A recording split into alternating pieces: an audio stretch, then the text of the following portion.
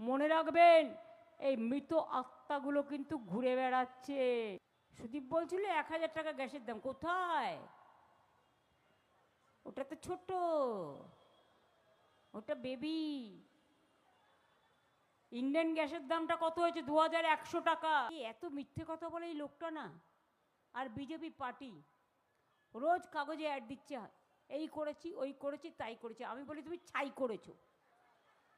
বাংলার কথা, কিছু করার নেই, চলতি ভাষা। আমরা তো ওই তাত্ত্বিকতা করি না, যা বলার সরাসরি বলি, সরাসরি সারাশিবান। উনি নাকি উদ্যোগপতিদের এত করেছে যুব সমাজের জন্য, যুব শক্তির জন্য। আসলে যুব সাথীটা দেখে না জ্বলছে, আর একেবারে ফুচকার মতো ফুলছে। যা পারছে মিথ্যে কথা বলে দিচ্ছে। মিথ্যের যেন একটা জালিয়াতি সরকার, মিথ্যের সরকার। লোকে যে বলে না জুমলার সরকার, হামলার সরকার, দাঙ্গার সরকার, দুরাচারী সরকার। এই তো জয়প্রকাশের কাছে শুনলেন, ইতিহাস কোনোদিনও চাপা থাকে না, আর মিথ্যা কখনো ধামাচাপা দেয়া যায় না। সত্যের জয় একদিন না একদিন হবেই, আর তোমাদের কুকীর্তি ফাঁস হবেই।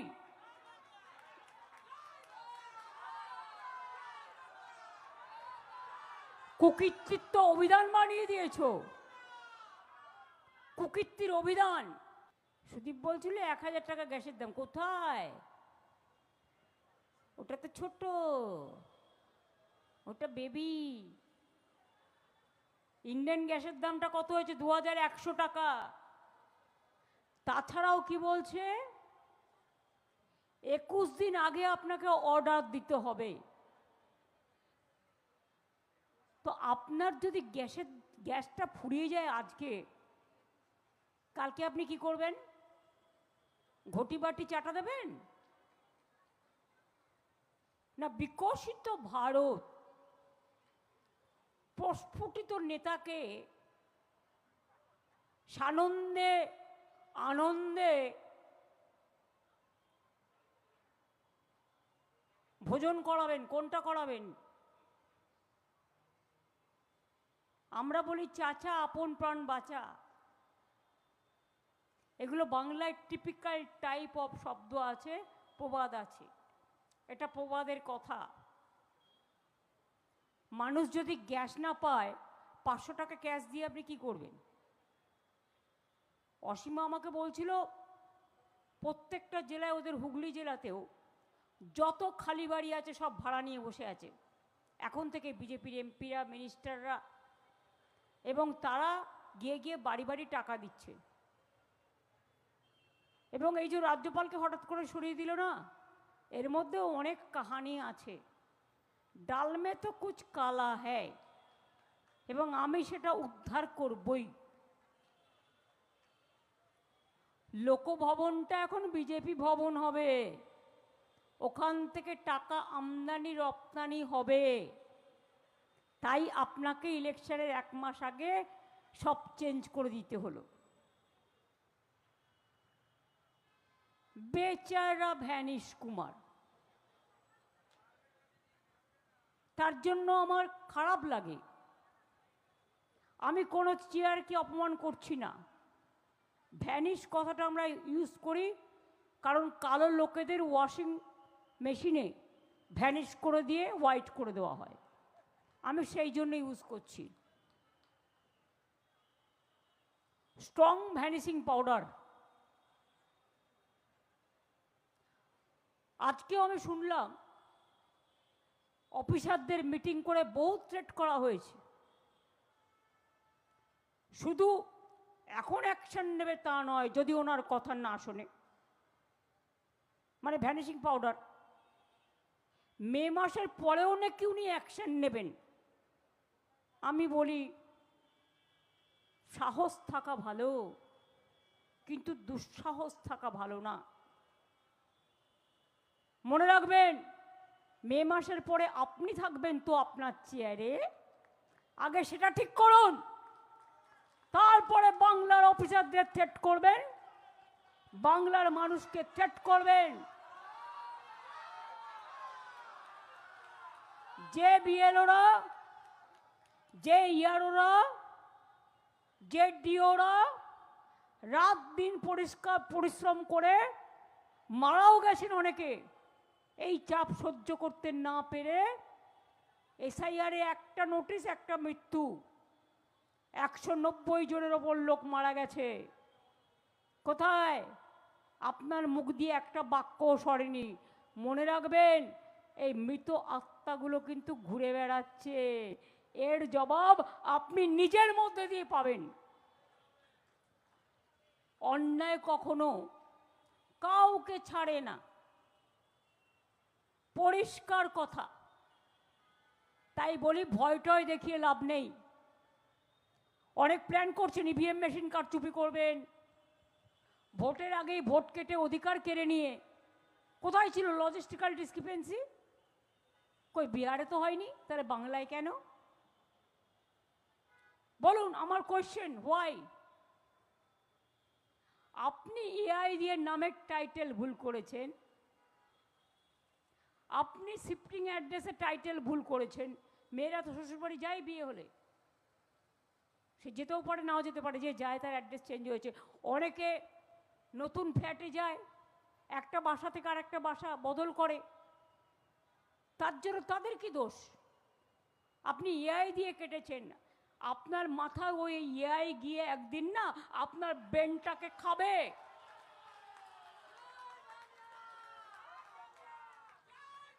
মানুষ অনেক স্ট্রোকে মারা গেছে, পলিটিক্যাল স্ট্রোক, জানেন তো? আর কত দালালি আপনারা করবেন? বিজেপি সব এজেন্সি হাতে। ভারতবর্ষে গণতন্ত্র বলে কিছু নেই, একটাই রাজনৈতিক দল আর একটাই পার্টি, মানে একটাই পার্টি, একটাই গভর্নমেন্ট, সবাইকে গ্রাস করে ফেলেছে একেবারে গ্রহণ। ভারতবর্ষে গণতন্ত্রে গ্রহণ লাগিয়েছে, সবাইকে গ্রাস করে ফেলেছেন। আর এখন বলছেন হ্যান করেঙ্গা ত্যান করেঙ্গা। আরে মানুষ ভাবে এক আর হয় আর এক। আমি চ্যালেঞ্জ করছি বিজেপি পার্টিকে আর বিজেপি পার্টির ওই দিল্লির বজ্জাত নেতাগুলোকে।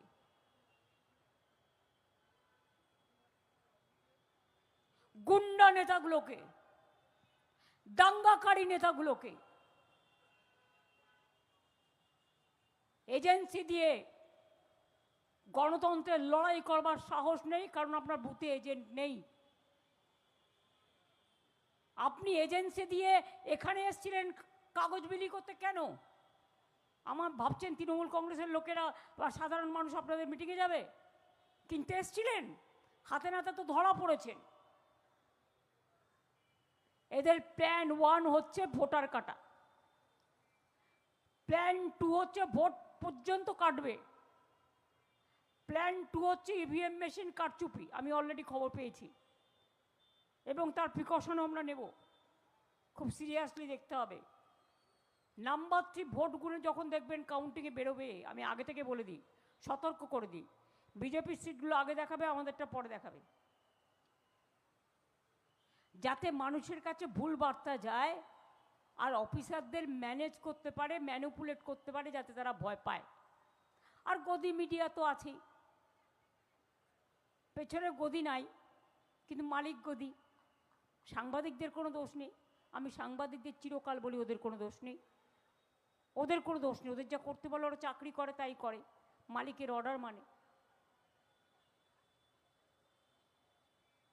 তা ভয় যাদের দেখাচ্ছেন, আমি বিজেপিকে ছোট্ট একটা চ্যালেঞ্জ করব, যদি সত্যি মানুষের ভোটে জিততে চান, ভোটাধিকার সবার ফিরিয়ে দিন।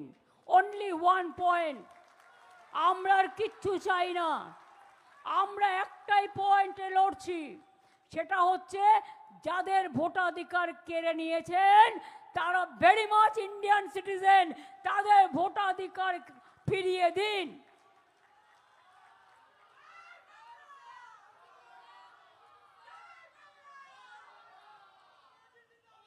আগেও আমি বলেছি, রোজ বলবো, মহাত্মা গান্ধীজি দেশে শান্তি এনেছিলেন।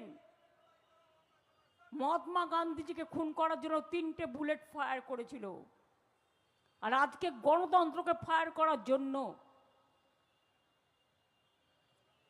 এক তো এনআরসি, এক তো স্যার, ইয়েস স্যার, আর একটা হচ্ছে কে, সাথে আছে ইডি, সাথে আছে সিবিআই, এমনকি army headquarter, I am sorry to say, I have a great regards for them, কোথাও কোথাও সেখানেও পার্টি অফিস বানিয়েছে। তাই আমাদের মঞ্চ ভেঙে দিতে গেছিল। কোনোদিন কিন্তু ওরা এইসব কাজ করে না, তার চিরকাল নিরপেক্ষ থাকে। একপক্ষ হয়ে গেছে এখন সবাই, বিশেষ করে এজেন্সিগুলো সেন্ট্রাল। রেলের কাউকে বলুন, ও বাবা সে ভোটে ডেকেছে, যাচ্ছেই না ভয়ে, যদি ট্রান্সফার করে দেয়। চাকরিটা আমিই দিয়েছিলাম, সেটাও আমি জানি। যারা আজকে এগুলো করছেন, রেকর্ড কিন্তু থেকে যাচ্ছে। আজকে বিজেপি থাকবে, আপনি ট্রান্সফার হবেন না, কাল বিজেপি চলে যাবে, আপনি তখন কোথায় যাবেন? তখন তো আমি আপনাকে ফার্স্ট ট্রান্সফার করব।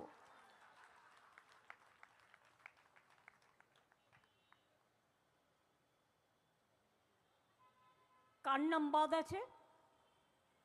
হিন্দুরা আছে, মুসলিমরা আছে। মুসলিম দেখলে তো আর বলতে হবে না, আমি এম দেখলেই, আমার মাইনরিটি দেখলেই জ্বলে, যেমন আমারও এম দিয়ে শুরু, তাই আমাকে দেখলেও জ্বলে, তাতে আমার কোনো যায় আসে না। We are for all. BJP আবার বলি অপপ্রচার করছে হিন্দিভাষী মানুষের কাছে, যে ममता जी ने मुस्लिम लोगों को कलकत्ता में बंगाल में ले आया। আমি কালও বলেছি, আজও বলছি, শুনুন, বাংলাদেশ, পাকিস্তান, ইন্ডিয়া যখন এক ছিল, লড়াইটা কিন্তু সর্বশক্তি নিয়ে রবীন্দ্রনাথও করেছিল, নজরুলও করেছিল, গান্ধীজিও করেছিলেন, নেতাজিও করেছিলেন। এটা বাংলা কোনো ভাগাভাগি ছিল না। আর দেশ স্বাধীন হবার পর কেউ পাকিস্তানে গেছে, কেউ বাংলাদেশে গেছে, কেউ ইন্ডিয়াতে এসছে।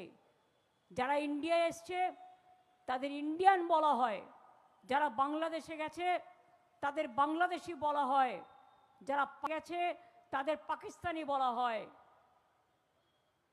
আজকে বাংলার নাম পরিবর্তন করলে তোমরা করো না, তো পাঞ্জাবে তো একটা,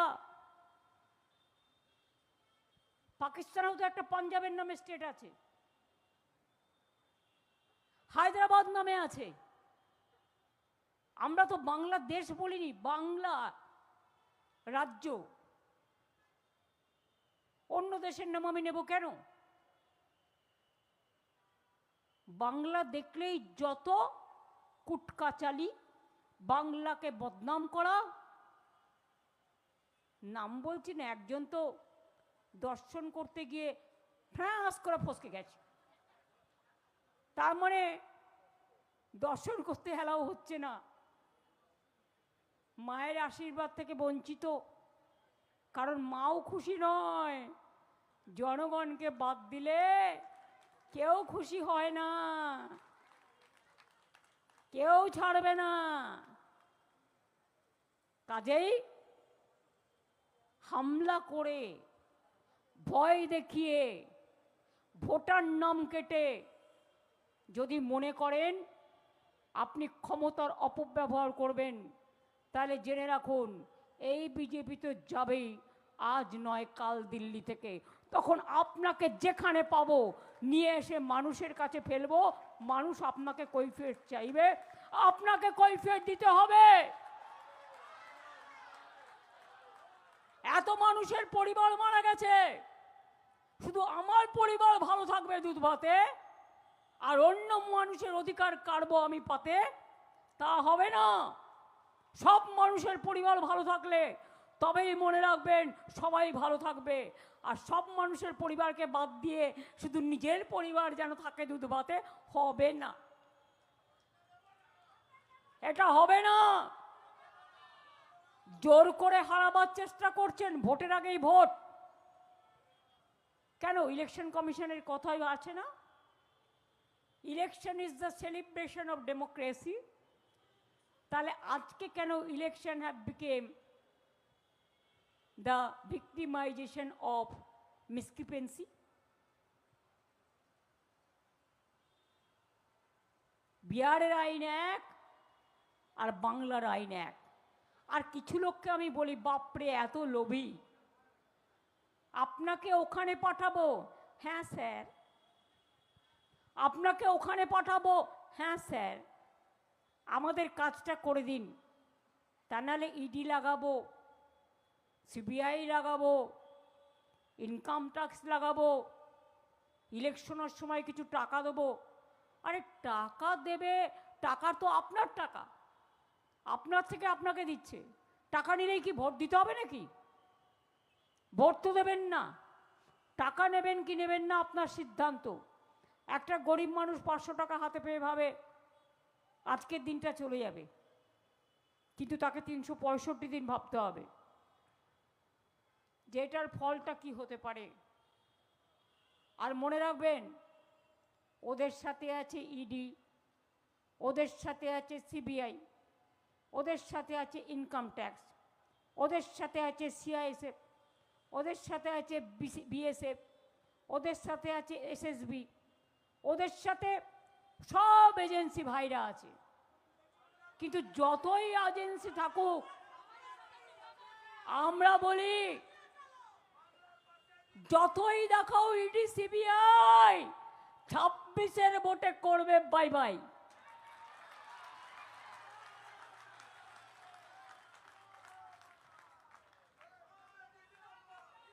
আমি এটুকু বলে অফিসারদের ভয় দেখাচ্ছেন যারা, তাদের বলবো মূর্খের স্বর্গে বাস করছেন, এখানকার মানুষ মাথা নত করবে না। আর মে মাসের পরে 2 মাস তো আপনি একটু জবরদস্তি করবেন, ট্যাক্টফুলি হ্যান্ডেল করে নেবে অফিসাররা, তারপর আপনি নিজে কোথাও থাকবেন তার ঠিক নেই, আপনি মেয়ের পরেও ব্যবস্থা নেবেন। যেন সুপার গড হয়ে গেছে, স্পাইডারম্যান হয়ে গেছে, বাচ্চাদের খেলার স্পাইডারম্যান। স্পাইডারম্যান যা ইচ্ছে তাই করতে পারে, ওটা তো বাচ্চাদের ভোলাবার জন্য। ভোটারদেরও ভোলাচ্ছেন আর অফিসারদেরও ভয় দেখাচ্ছেন। ভয় দেখানো মাস্টার, হিজ মাস্টার ভয়েস, ভাঙা রেকর্ড বাজাচ্ছেন। একদিন আপনাকে মানুষের পায়ে পড়তে হবে, তার কারণ গণতন্ত্রে মানুষ সবচেয়ে বড়। আর আপনাদের মতো লোক থাকলে গণতন্ত্রের সর্বনাশ হয়। দেশ বেঁচেছে বিজেপি, গণতন্ত্র বেঁচেছে, সংবিধান বেঁচেছে, ভারতবর্ষের সম্মান বেঁচেছে, সব বেঁচে দিয়েছে, বাকি তো কিছু নেই। তাই বাংলাটা শুধু দখল করতে পারছে না, আর সব তো জোর করে ভয় দেখিয়ে দখল করে নিয়েছে। তাই বাংলার জন্য হয়েছে হ্যাংলা, রাজনৈতিক হ্যাংলা। তাই ওই যে সবাই বাচ্চারা স্লোগান দিচ্ছিলেন যে যতই করো হামলা, জিতবে বাংলা, জিতবে কিন্তু বাংলা, আবার জিতবে বাংলা। আগের বার বলেছিলেন ইসবার 400 পার না 200 পার, আগের বার বলেছিলেন 100 পার করতে পারেননি। और इस बार आपको हम दिल्ली से पगार पार कर देंगे। पगार पारेर माने की खुঁজে নিন। जय हिंद, वंदे मातरम, जय बांगला।